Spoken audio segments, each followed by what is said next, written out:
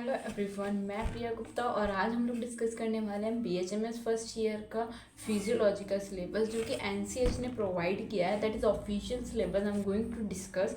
इसकी पीडीएफ थोड़ी बड़ी होती है तो समझने में थोड़ी प्रॉब्लम आती है, तो उसको मैं सिंप्लीफाई करने वाली हूँ और अच्छे से एक्सप्लेन करने वाली हूँ। तो जितना भी सिलेबस है तो आज हम उसको समझ लेते हैं कि आपको अपने फर्स्ट ईयर में बीएचएमएस में क्या क्या पढ़ना है, जिससे आप अभी से अपना प्रिपेयर करके चले, क्योंकि सिलेबस बहुत लेंथी होता है और कॉलेजेस में काफ़ी कम फोकस के साथ पढ़ाया जाता है, तो टीचर्स इतना ज़्यादा ध्यान नहीं देते हैं। और आपको ही पता है कि आपका इतना सारा सिलेबस है और आपको यूनिवर्सिटी एग्ज़ाम में कुछ भी पूछ लिया जाएगा, तो आपको उसके अकॉर्डिंग प्रिपेयर करके चलना है, जिसके लिए आपको सिलेबस भी पता होना चाहिए प्रॉपर वे में। तो आज हम उसको डिस्कस करते हैं।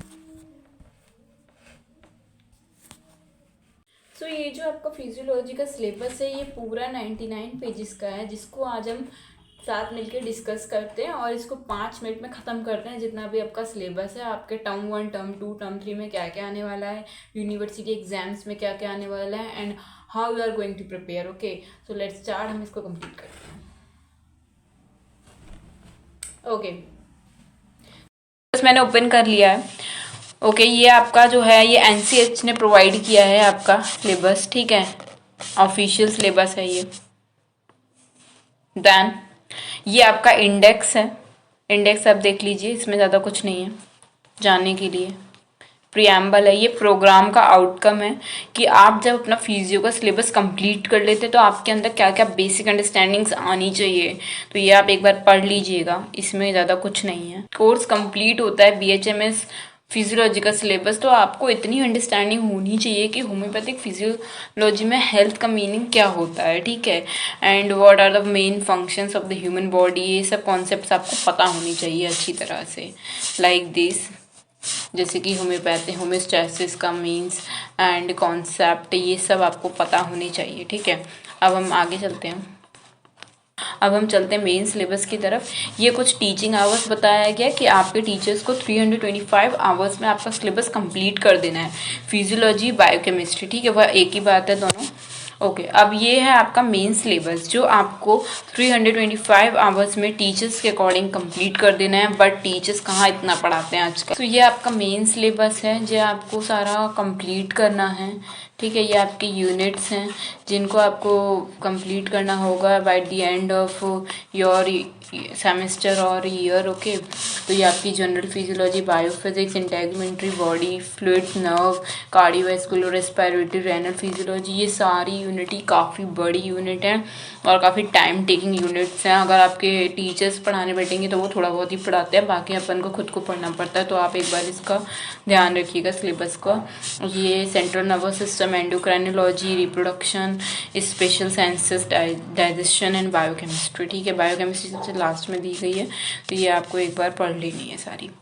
ये आपका कुछ प्रैक्टिकल लैब वर्क है जो आपको अपने bye the end of year complete करना होता है और टीचर्स को सबमिट करना होता है, जैसे कि स्टडी ऑफ कंपाउंड माइक्रोस्कोप, ठीक है, कलेक्शन ऑफ ब्लड सैंपल से आपको फिजियोलॉजी लैब में ले जाया जाएगा, तो आपको ये सारे प्रैक्टिकल्स कराए जाएंगे, टीचर्स कराते हैं ये प्रैक्टिकल्स, ठीक है, जैसे कि ब्लड सैंपल लेना और हीमोग्लोबिन टेस्ट करना, ठीक है, एंड हीमोक्रिट वैल्यू टेस्ट करना, टोटल आरबीसी काउंट करना, ल्यूकोसाइट काउंट करना, ये सारे प्रैक्टिकल्स होते हैं लैब में। मेरे कॉलेज में तो होते हैं, हो सकता है आपके कॉलेज में भी होते हो, ठीक है। तो ये सारा फिजियोलॉजी का प्रैक्टिकल लैब वर्क है। देन ये क्लिनिकल फिजियोलॉजी में आता है, जैसे कि case taking approach to PT and general concept of examination, examination of muscles, joints, तो ये सब आपको सिखाया जाएगा, ठीक है, क्लिनिकल्स में आता है ये सारा। नाउ मैं आपको ये बताती हूँ कि आपको एग्जाम में एग्जैक्टली कैसे करना है, टर्म 1 में आपका क्या आने वाला है और टर्म 2 में, सेमेस्टर 1 में क्या क्या आने वाला है। जैसे कि आपका मॉड्यूल 1 है ऑर्गेनाइजेशन ऑफ ह्यूमन बॉडी, ठीक है, जिसमें क्या क्या आता है, आपकी जनरल साइंस आती है, जैसे कि आपका जनरल फिजियोलॉजी आएगी, ठीक है, जनरल फिजियोलॉजी आएगी, उसके साथ आपका बायोफिजिक्स साइंस आएगी, स्किन वाला आएगा। ये 3 यूनिट आपको सबसे पहले कंप्लीट कर लेनी है। सबसे पहले जनरल फिजियोलॉजी, स्किन वाली यूनिट, ये दोनों ही बहुत इंपॉर्टेंट है। और क्लिनिकल फिजियोलॉजी में case taking and approach to patients, ये तो आपको टीचर सिखाएंगे जब आपकी ओपीडी हुआ करेगी, क्योंकि फर्स्ट ईयर से आप ओपीडी चालू हो जाएगी, आपका जाना आना चालू हो जाएगा ओपीडी में, तो आप ये सब वहाँ से सीखेंगे। एंड थ्योरी में आपको 2 यूनिट्स और एक्स्ट्रा ऐड कर दी गई हैं, bio body fluids and nerve muscle physiology, ठीक है, ये दोनों भी है। तो ये आपका सेमेस्टर 1 का है सिलेबस। एंड प्रैक्टिकल्स आपको क्या क्या करने हैं सेमेस्टर 1 में। प्रैक्टिकल्स आपको ये सारी लिस्ट है प्रैक्टिकल्स की, जो कि आपको प्रैक्टिकल सारे करने होंगे, ठीक है। ये आपके टीचर्स बता देंगे कब कौन सा प्रैक्टिकल आपको लिखना है लैब मैनुअल में और कब कौन सा वो लोग कराने वाले हैं। अब ये सेमेस्टर 2 का सिलेबस है। सेमेस्टर 2 में थोड़ा बेसिक के बाद एडवांस आने लग जाता है, ठीक है, क्योंकि बेसिक वाला सारा सिलेबस हम लोग सेमेस्टर 1 में कंप्लीट कर लेते हैं। लाइक अब ये आएगा आपका कार्डियोवैस्कुलर सिस्टम आएगा, रेस्पिरेटरी सिस्टम आएगा, तो ये आपको सेमेस्टर 2 में कंप्लीट करना है, ठीक है। एंड सेमेस्टर 2 में central nervous system and endocrinology ये भी आएगी, और क्लिनिकल फिजियोलॉजी में nervous system, special sense and reproductive system. Overall आपको सेमेस्टर 2 में ये सारी यूनिट्स कंप्लीट करनी है, चाहे वो क्लिनिकल बेसिस पे हो चाहे वो थ्योरी बेसिस पे हो। क्यों? क्योंकि आपको तो कंप्लीट करनी ही है, यूनिवर्सिटी एग्जाम में आना ही है, तो आपको उसके अकॉर्डिंग करते चलना। हो सकता है टीचर सेमेस्टर 2 में ना करा पाएँ, सेमेस्टर 1 का भी सिलेबस इवन नहीं करा पाते हैं, तो आपको अपने अकॉर्डिंग चलना है, क्योंकि NCH ने इस अकॉर्डिंग सिलेबस बनाया है पूरा, ठीक है। ये सेमेस्टर 3 का सिलेबस है, ये सारी यूनिट्स एंड ये सारे प्रैक्टिकल्स कंप्लीट करने हैं आपको।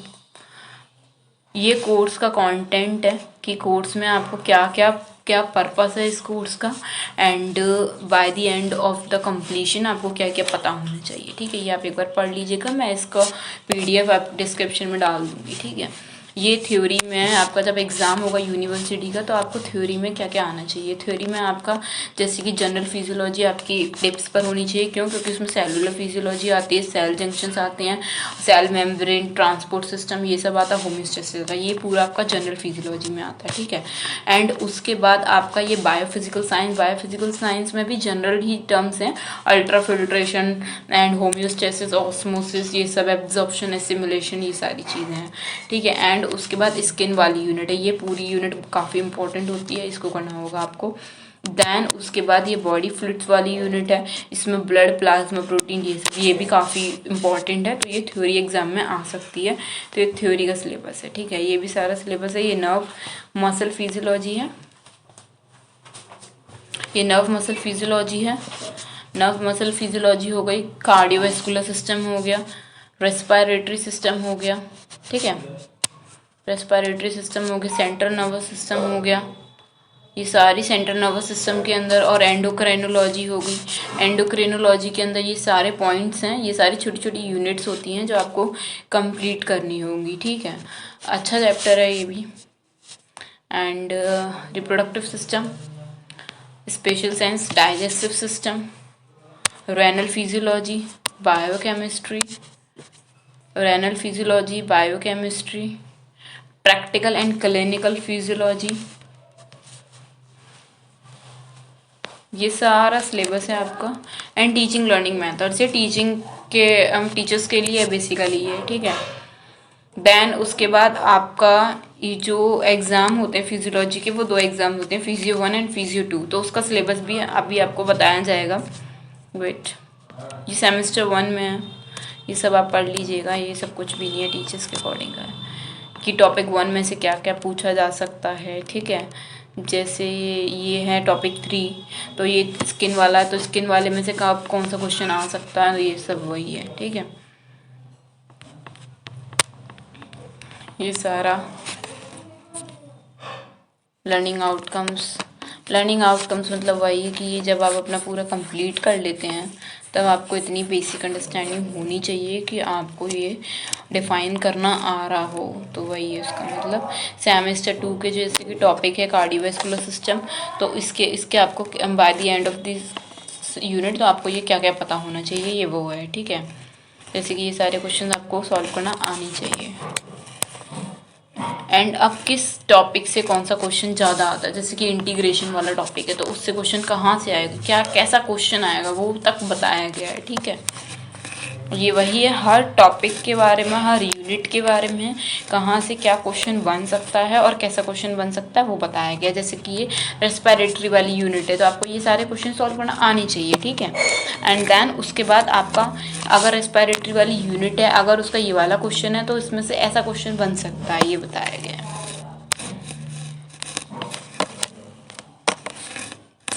ये सब वही है, जितने भी टॉपिक्स हैं उनके बारे में।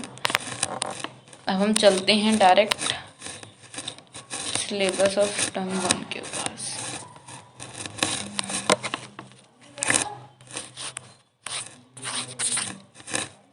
ये सेमेस्टर 3 के टॉपिक्स।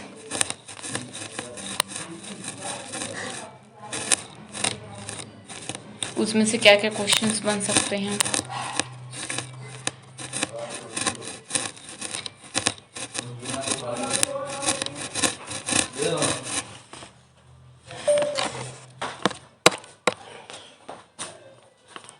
ये आपका प्रैक्टिकल टॉपिक्स हैं, ठीक है। प्रैक्टिकल में हीमेटोलॉजी में आपको क्या कौन कौन से प्रैक्टिकल्स करने हैं, वही सब है। अब अपन चलते हैं जो थीम टेबल है फिजियोलॉजी की, यानी कि जब आपका कोई एग्ज़ाम होगा, पेपर 1 हो, पेपर 2 में आपका क्या क्या सिलेबस आएगा। तो पेपर 1 में आपके ये टॉपिक्स आएंगे, ठीक है, जिसमें general physiology, body fluid, cardiovascular, nerve, ये सब, ठीक है।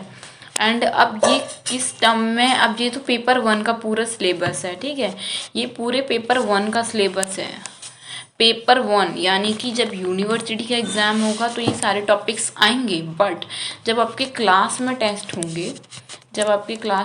होंगे, जैसे लाइक टर्म 1 होगा, तो टर्म 1 में क्या क्या आएगा, ये रहा टर्म 1 में ये सब आएगा, ये वाले तीनों टॉपिक्स, ठीक है। अब टर्म 2 में ये सारा आएगा, ठीक है, एंड टर्म 3 में ये वाला आएगा, टर्म 1 में अगेन ये वाला आएगा। अब कितने मार्क्स का क्या आएगा ये भी बताया गया है, ठीक है। तो आप लोग यहाँ से ये सब पढ़ सकते हैं। 7 मार्क्स का टर्म 1 में से ये जनरल फिजियोलॉजी में से आ सकता है।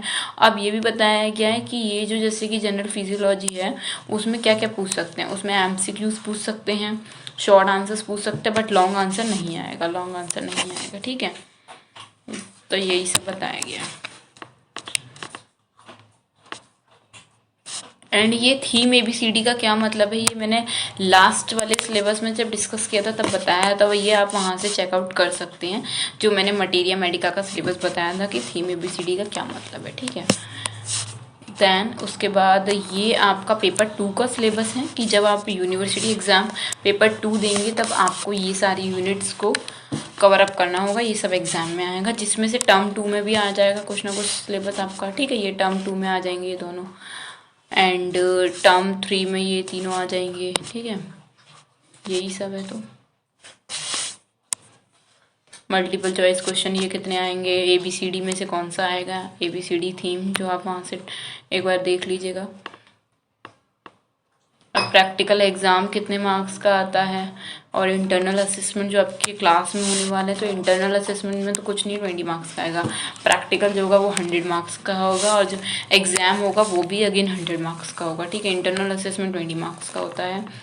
The pass marks in each component यहाँ पे बताया गया है विल बी 50%, यानी कि पासिंग मार्क्स 50% माने जाएंगे आपके। अब ये बताया गया है कि असेसमेंट्स में क्या क्या आएगा जो आपके क्लास में होते हैं। TT मीन्स आपका जो टर्म टेस्ट है, ठीक है। PA मीन्स आपका जो असेसमेंट्स हैं, एंड UE मीन्स आपका जो यूनिवर्सिटी एग्ज़ाम है। तो ये वही है, आपके 3 टर्म होंगे, हर 3 महीने बाद आपके एग्ज़ाम्स होंगे, तो उन एग्ज़ाम्स में इस तरीके से सिलेबस आएगा। देन आपको टेक्स्ट बुक्स कौन कौन सी रेफ़र करनी है, ठीक है। ये भी आपको NCH ने बताया है कि आप चाहें तो जॉन एनी की बुक ले सकते हैं, चाहे तो टॉटोरा ले सकते हैं, रेडी LP की ले सकते हैं, एंड रेफरेंस बुक के लिए आप ये दोनों ले सकते हैं। बट मैं जो बोलना चाहूँगी, जो बुक मैंने ले रखी है, और तो वो आपको मैं सजेस्ट करना चाहूँगी सैमुलिंगम, ठीक है, फिजियोलॉजी के लिए। वो काफ़ी ठीक अच्छी बुक है, यानी कि मतलब उसमें बेसिक भी है और काफ़ी अच्छी तरीके से उसमें पूरा डिस्कस किया हुआ हर एक चीज़ को। ये सारी बुक्स का मुझे आइडिया नहीं है, और ये हमने अभी ली भी नहीं है, क्योंकि थोड़ी हाई लेवल बुक्स होती हैं, कुछ चीज़ें उसमें नहीं समझ में आती हैं। तो आप अभी सैमुलिंगम लीजिएगा, जिससे आप अपना बेसिक कंप्लीट कीजिएगा, फिर जो भी प्रॉब्लम आती है तब आप फर्दर बुक्स रेफ़र कर सकते हैं अपने टॉपिक्स के लिए। लाइक आप लाइब्रेरी से यूज़ कर सकते हैं, ऑनलाइन भी ले सकते हैं, क्योंकि ये सारी बुक्स काफ़ी महंगी होती हैं। सैमुलिंगम भी है, but सैमुलिंगम is best for basic and for advanced both, okay। so that's it for the syllabus complete हो चुका है आप लोगों का, एंड ये मैंने पूरा डिस्कस करने की कोशिश करी है, क्योंकि पहले मैं मटेरियल मेडिकल का सिलेबस डिस्कस कर चुकी हूँ, तो आप एक बार उसको देख लेंगे, वो डिटेल में है, जिससे आपको ये पूरा एक बार फॉर्मेट पता चल जाएगा कि एग्जैक्टली किस तरीके से एनसीएच ने बताया है। ठीक है, that's it for the syllabus. So please channel को सब्सक्राइब कर देना अगर हेल्पफुल लगे, एंड आगे की वीडियोस देखने के लिए see you in next video. Please subscribe कर देना चैनल को। Okay bye, take care.